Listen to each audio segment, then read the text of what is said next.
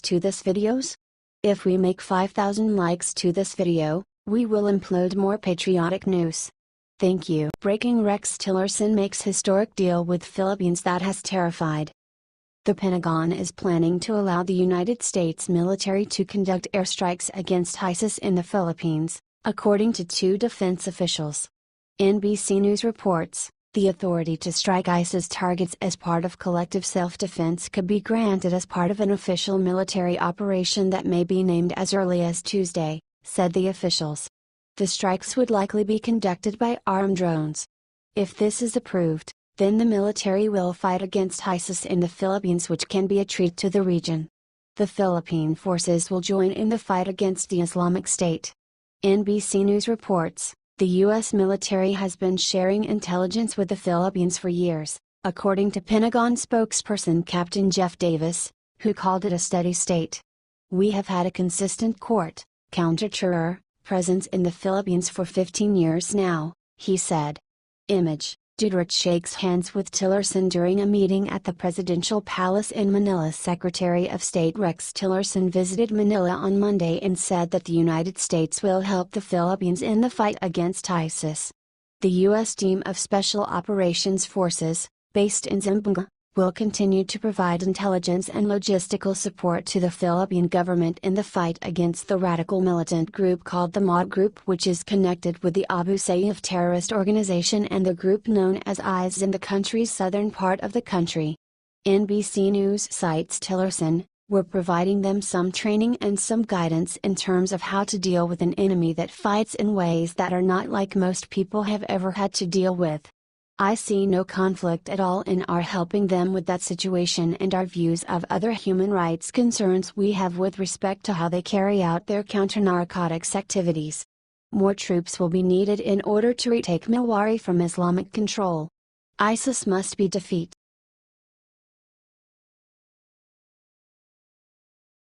What Trump just said guarantees he will go down as the one of best presidents in history. President Donald Trump never stops working for the American public. He is supposed to be on vacation right now, during renovations at the White House, but he is working, even on a Sunday evening. Sunday was a big day when it comes to foreign relations because the UN reached a verdict on whether or not to impose more sanctions on the belligerent North Korean regime. Advertisement: President Donald Trump tweeted about it, mentioning the unanimous decision by the UN to increase sanctions against North Korea. This is all because North Korea continues to launch missiles. This doesn't just affect the US, it affects the Asian neighbors of North Korea, most notably, South Korea. During his vacation he was on the phone with the president of South Korea, to discuss that reality. Trump also took some time to get the word out about all he has accomplished in his first 6 months as POTUS, since the media certainly won't do it. Yes, President Trump has a conservative Supreme Court justice in place, unemployment is falling by the month, the borders are being shored up, and terrorism and gang threats in the US are falling. So why is the fake news media focusing so much on Russia? Oh yeah, because it's all part of the 2020 campaign against Trump. They're going to try and stop him from doing his job. If he does his job, they're going to make it look like he's doing badly for the next 4 years. They forgot that the Russia story was completely debunked today, and now they have no chance at getting an impeachment because of collusion. Now it's time for Congress to be productive and not obstructive. Get to work for the American people and you'll be re-elected. If not, you'll be replaced during your next race. Advertisement: What do you think of all that Trump has done?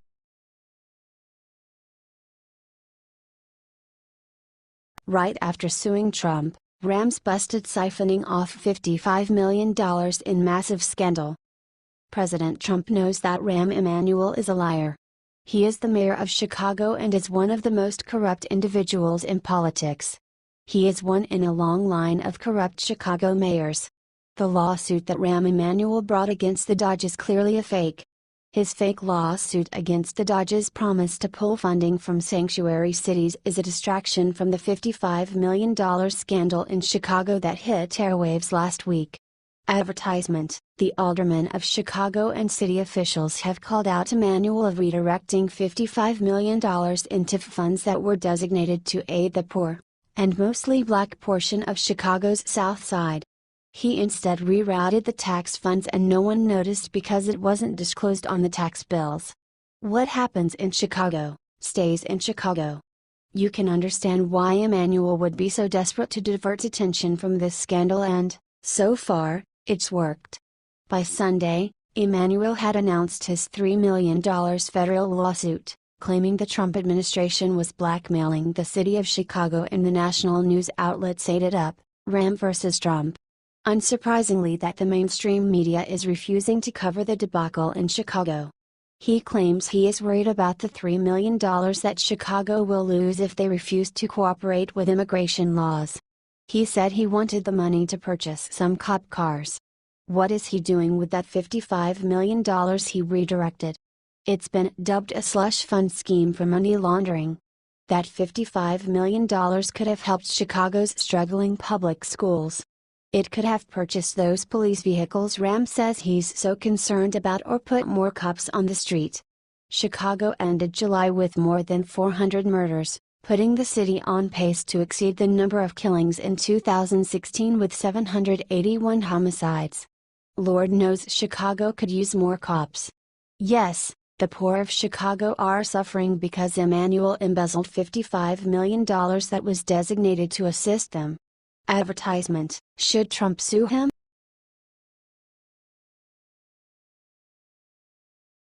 Scott Baio went on an epic rant against John McCain. The internet is blowing up. There are still few words that people have to say when it comes to John McCain. Basically, he is one disgrace for the Republican Party after he refused to repeal the Obamacare and ignored the people's call for help. After this fiasco, many people want him out of politics for good because he indeed cares only for himself and ignores the American citizens. Arizona, the country he represents, deserves something way better, and indeed a smarter choice is going to happen very soon. Wonder why? Well, Trump is not like the other previous presidents, and he for sure hates liars and tolerates zero of them. John McCain is a liar and will be remembered as a liar.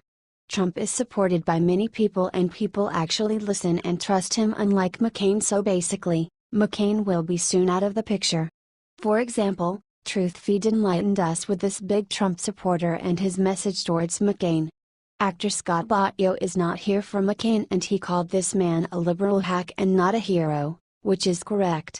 We all agree with Scott, and we all think that McCain is not a hero at all. I mean, he basically put a knife in Trump's back. A knife in the back of the only person who actually cares about this nation and its people. Repeal Obamacare, and then few seconds after, please repeal and replace McCain.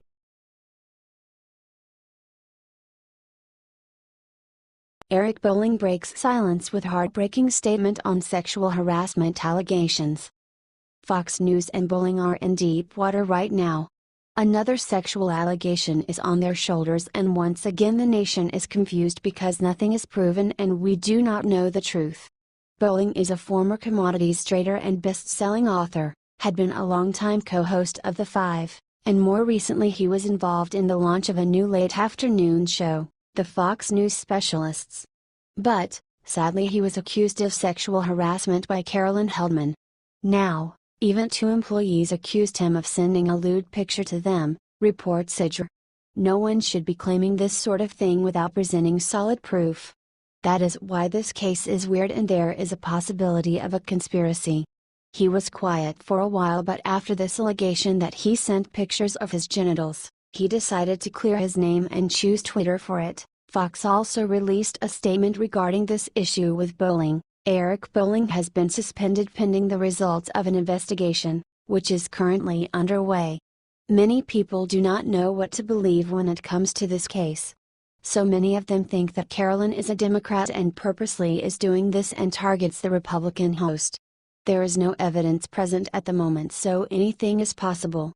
Some even say that this is revenge towards Fox because allegedly they ignored her and refused to give her the position she wanted at the network.